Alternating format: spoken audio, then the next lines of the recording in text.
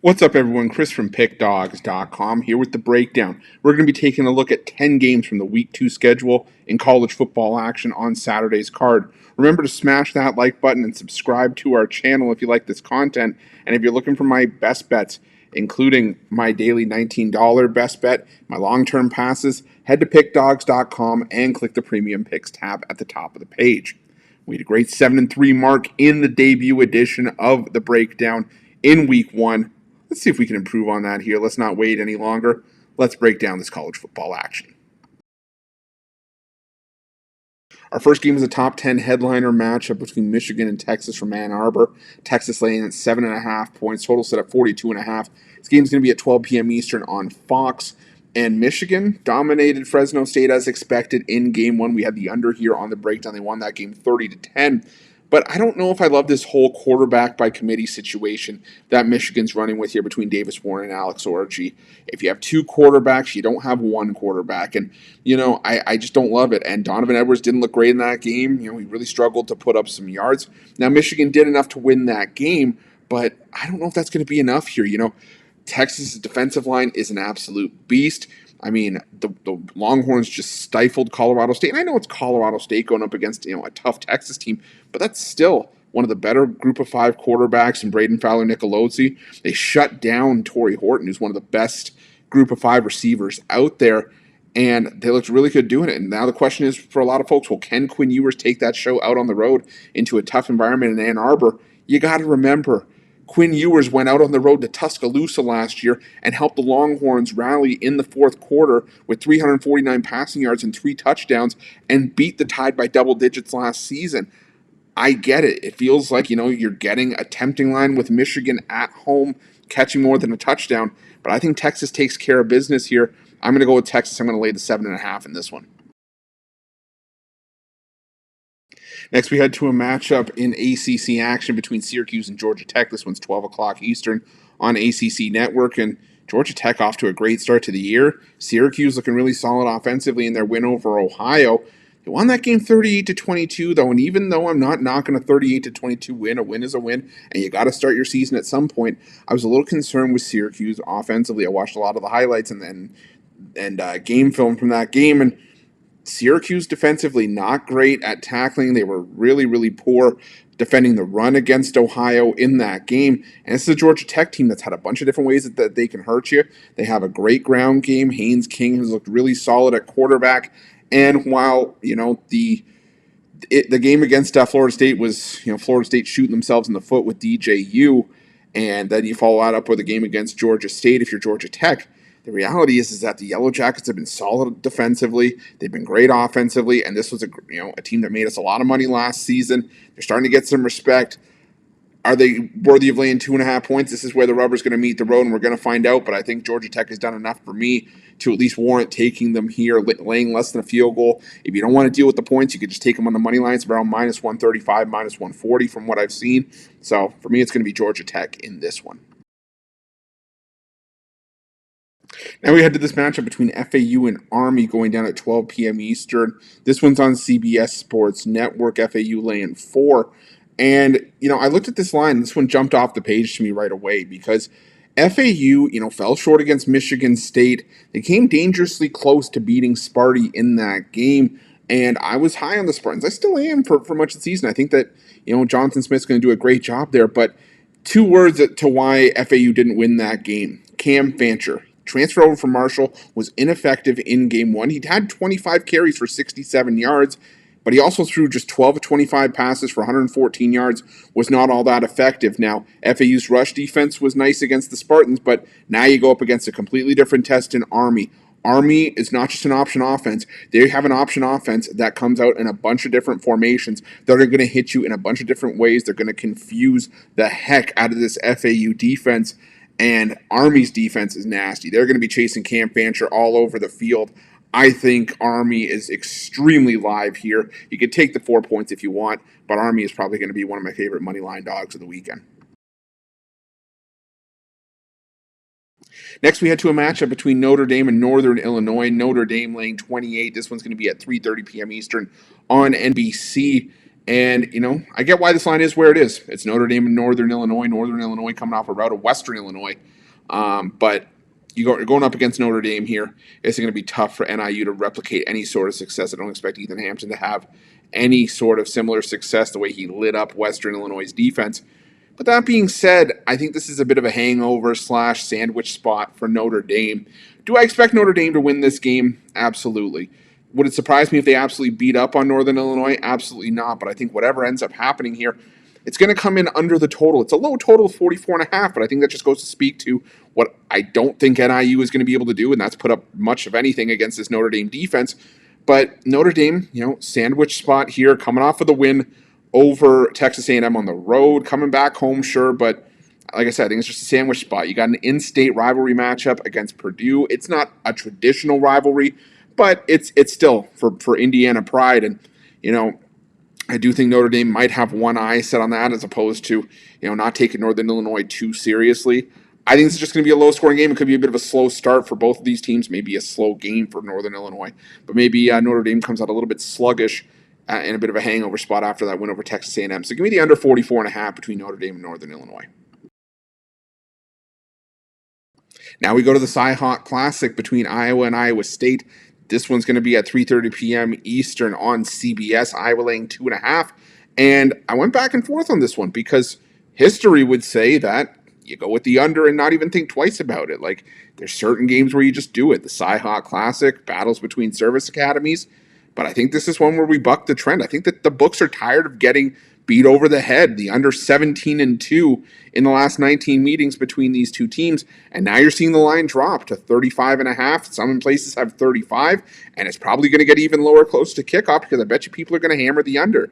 But I can tell you, the books aren't going to want to get hammered over and over the head by people back in the under here. So I'm going to go with the over 35.5, but I'm going to go with Iowa minus 2.5 on the money line. I think we're in a new era of Iowa football. Cade McNamara has given this Iowa offense some life. I'm not trying to overreact to that last game, but Iowa's offense looked solid. Iowa State has a decent quarterback in Rocco Becht. Don't get me wrong, both these teams are still solid defensively, but a 21-17 kind of game gets us over this total. So I'm going to take the Iowa Hawkeyes here. I'm going to lay the 2.5, maybe just take them on the money line because I do think they have the slightly better quarterback play, and I kind of like their defense, especially being at home. But I also like the over 35.5 here. I think I like it even more. So give me the over and give me Iowa. Now we go to a matchup between Ole Miss and Middle Tennessee. Ole Miss laying a boatload here, 41.5. Total set at 63.5. This one's going to be going at 4:15 p.m. Eastern on SEC Network. And Middle Tennessee, they were the cardiac kids against Tennessee Tech.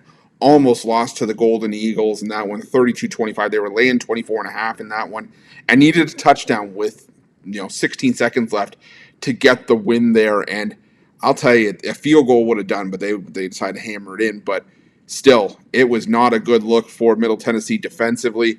They gave up 274 passing yards to Tennessee Tech. And now you got to go against Ole Miss, where Jackson Dart put himself in Heisman contention early and put his name in the hat, throwing for 418 yards, 5 touchdowns, 22 of 27 passing. This is a name your number spot for Ole Miss. Now, it's also a number where you might be asking for a backdoor cover. If they're up by, it's like 51-10 or something like that. So I'm going to give you guys a couple options here. You can take Ole Miss minus 41.5. You can take the over because I think this is potentially a game where Ole Miss could get to their number on their own. They just beat Furman 76-0. So I think this Ole Miss team could definitely get to this number close to themselves. Or you go with Ole Miss team total over. Like I said, I think this is just a name your number kind of spot for Ole Miss. It's just about if Middle Tennessee helps at all or not. Now we head to a matchup between Missouri and Buffalo. Missouri laying a boatload here, laying 34, total set at 51. This one's going to be 7 o'clock Eastern on ESPN+. And Buffalo, well, I'm not going to lie to you, I faded them against Lafayette. I had the Leopards.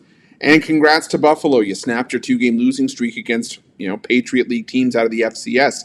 Now, what's your victory prize? Well, now you got to go to Missouri and take on a Tigers team that I am very high on this season. I think Missouri is a dark horse in the SEC. They got a great quarterback in Brady Cook. They have one of the best receivers in the country in Luther Burden, a pair of Sun Belt transfer running backs that could easily be starting running backs in a ton of FBS rosters.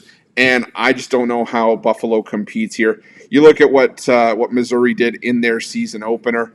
They beat up on Murray State 51-0, and they did a bunch of things really well. They threw for 310 yards. They rushed for 179. Brady Cook didn't have to do too much, but the running backs did enough. It was a split effort across the board, and I think that Missouri just absolutely whoops up on Buffalo here. There's not a look-ahead spot. That's one of my concerns with these big favorites. If there's maybe a conference opener coming up, Missouri plays Boston College next week, so no look-ahead factor for me here. I'm taking Missouri. I'm laying the bundle. Now we head to a top 25 showdown between NC State and Tennessee. It's the Duke's Mayo Classic. This one's going off at 7:30 p.m. Eastern. It's going to be on ABC. Tennessee laying just over a touchdown, and I think it's for good reason. NC State, maybe they just got caught looking ahead to Tennessee. Maybe they figured out, well, you know what? We're going to just use Western Carolina as a live practice, and they did all their prep for Tennessee. But I'll tell you, that game was a lot closer than that 38-21 final score would have indicated. Western Carolina looked like they were live and they were primed to upset the Wolfpack in that game. Now, sure, NC State's got a great quarterback now in Grayson McCall, but Tennessee, they've got a fantastic defense that's going to get after McCall, especially that defensive line. So I think life could be difficult for McCall in this one. I think Nico Iamaleava is going to have a solid game here against this NC State team. They were well prepped in week one. Josh Heupel, always a great game planner. And NC State, I know it's important not to overreact to 1 week, especially against an FCS team, but I think that Tennessee could definitely put the boots to NC State here. I think this is a double-digit victory for Tennessee. Maybe not a huge victory, but I could see something like 34-24, 37-27, something like that. So I'm going to go with Tennessee here. I'm going to lay 7.5 points. Now we head to a matchup between Clemson and App State. This one's going to be at 8 p.m. Eastern on ACC Network. Clemson laying 17.5 in this one. And Clemson coming off of that season opening loss to Georgia. We had the first half with Clemson on the breakdown, but I'll tell you, after the half, Clemson didn't reset. They came out and got their butts kicked by Georgia in that one. Cade Klubnik, 142 yards and an interception. Phil Maffa had 59 rushing yards, but that was about it. Now, I'm not likening App State to the Georgia defense, but I'm just not impressed with Clemson. I'm not impressed with Cade Klubnik. To be honest, I think he could end up being a bit of a bust. I think he was just a highly touted super recruit, and that's all it was. But this is an App State team that consistently gets no respect, especially against the bigger teams that they'd step up and play. But this is what Sean Clark does. Since taking the job in 2019, and especially over the last couple of years, App State has stepped up against the power conference teams.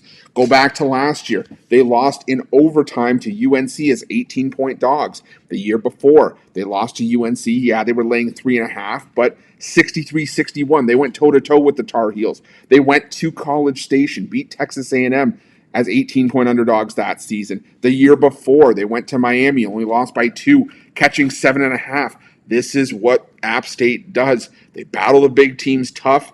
They consistently show up, and I think they're not going to make life easy for Clemson. I think this game means just as much to App State, because you got to remember, Group of 5 team gets a spot in the college football playoff now, and App State is one of those teams that's in a lot of people's mouths in terms of the team that could end up being the one to get that spot if they were to win the Sun Belt. So I think a solid performance here will go a long way towards App State staking their claim in that regard. I'm going to go with App State plus the points in this one. Our final game that we're going to talk about here goes down at 10 p.m. Eastern from Autzen Stadium. It's Oregon hosting Boise State. This one's going to be on Peacock. Oregon laying 19.5. Now, I've said a couple times in this video a couple things. Sometimes it's important to not overreact to certain things that happen in week one after sometimes, or the majority of the time, just one game. And other times it's okay to perfectly react. I'm going to do both here. I'm not going to overreact to Oregon's 24-14 win over Idaho because the numbers in that game just do not line up with a game that should finish 24-14. It just, for whatever reason, didn't happen. Dylan Gabriel threw for 41 of 49 for 380 yards and 2 touchdowns. Jordan James rushed for 95 yards and a score. To me, those are numbers that should happen in a rout. So I'm not going to overreact to it. It was just one of those freak incidents. What I am also, going to react perfectly to is that Boise State's defense is a problem. Sure, Ashton Jeanty can have a fantastic game. He is one of the best running backs in the country. I am not taking that away from him. 267 yards rushing, 6 touchdowns against Georgia Southern. But they also gave up 45 points, did Boise State, to Georgia Southern in that game. They allowed Georgia Southern to throw for 322 yards, 461 yards of total offense. And Georgia Southern, not a defensive team by any stretch of the imagination. I think Oregon is going to be a completely different animal. I think Autzen is going to be one of the toughest places to go on the road and win this season anywhere in the country. I have this game 45-24 Oregon. I'm going to lay the big number with the Ducks in this one to round things out. That's going to do it for the breakdown of the college football action in week 2. I appreciate each and every one of you for joining me and checking out this video. Again, if you like this content, smash that like button and subscribe to our channel. Remember, if you're looking for my best bets, you can find those at pickdawgz.com and clicking the Premium Picks tab at the top of the page. Thanks so much for watching. See you guys soon.